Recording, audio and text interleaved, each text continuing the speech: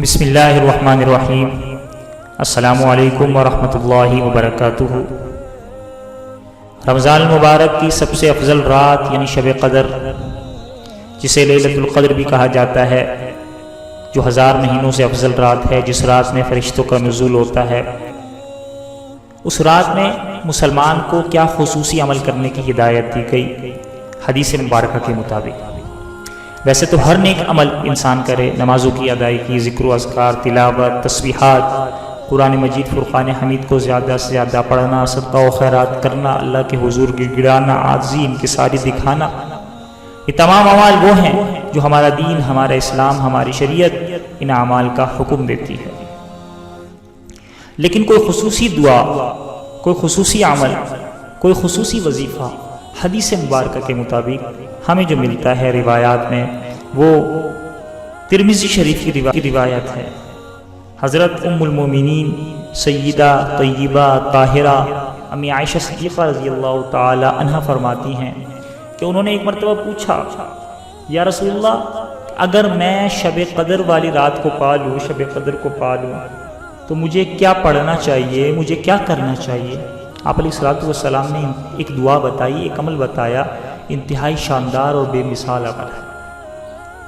فرمایا کہ اگر تم شب قدر کو پالو تو اس دعا کا اہتمام کرو۔ وہ دعا ہے، اللہم انک عفو تحب العفو فاعف عنی، جس کا مطلب یہ بنتا ہے، اللہم اے اللہ، انک عفو، بس بے شک آپ معاف فرمانے والی ذات ہیں، تحب العفو، اور آپ معاف کرنے کو پسند فرماتے ہیں، فاعف عنی، یا اللہ مجھے معاف فرما دیں۔ اس طریقے سے اللہ سے مانگا جائے کہ اللہ معافی کو آپ پسند کرتے ہیں، مجھے معاف فرما دیں، یعنی معافی مانگی جائے۔ یہ دعا خصوصیت سے حدیث مبارکہ میں آئی ہے۔ یہ دعا خود نبی کریم صلی اللہ تعالی علیہ وآلہ وسلم کی بیان کردہ ہے۔ اور امی عائشہ صدیقہ رضی اللہ تعالی عنہ فرماتی ہیں کہ حضور آقا نامدار صلی اللہ تعالی علیہ وآلہ وسلم کا سر سجدے میں تھا، میں نے پاس جا کر کان لگا کر سنا تو آپ علیہ الصلوۃ والسلام ایک دعا پڑھ رہے تھے۔ وہ دعا بھی بڑی شاندار فرما رہے تھے، اعوذ بعفوک من عقابک واعوذ برضاک من سخطک واعوذ بک من جل وجهک اللہم ثناء علیک انت کما اثنیت علی نفسک۔ یہ دعا ہے کہ اعوذ بعفوک من عقابک، اے اللہ میں تیرے عفو کی پناہ چاہتا ہوں تیری ہر سزا سے، واعوذ برضاک من سخطک، یا اللہ تیری رضا کی پناہ چاہتا ہوں تیرے غصے سے، واعوذ بک من جل وجهک، یا اللہ میں تیری سختیوں سے پناہ چاہتا ہوں، اللہم ثناء علیک، اے اللہ میں آپ کی تعریف کا شمار نہیں کر سکتا، انت کما اثنیت علی نفسک، جیسا کہ آپ کی ذات بہت ہی بلند بالا ہے، جیسے آپ نے اپنی ذات کو بیان کیا، ایسے میں آپ کی تعریف نہیں کر سکتا۔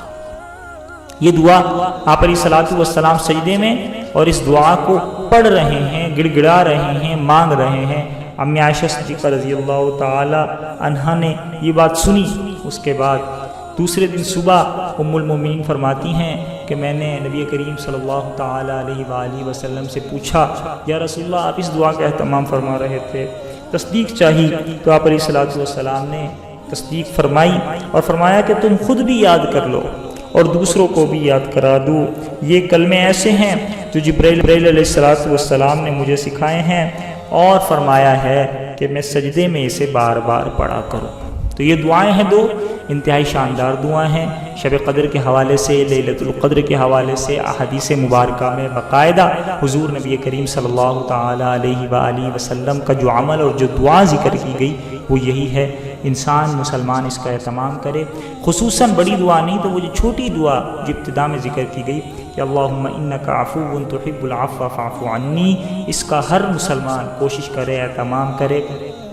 آخری عشرے کی ہر راتوں میں، ہر رات نہیں ہو سکتی تو کم از کم طاق راتوں میں اس دعا کو زیادہ سے زیادہ پڑھنے کا اور اللہ تعالیٰ کے حضور مانگنے کا اہتمام کرے۔ اللہ تعالیٰ عمل کرنے کی توفیق مرحمت فرمائے۔ والسلام علیکم ورحمۃ اللہ وبرکاتہ۔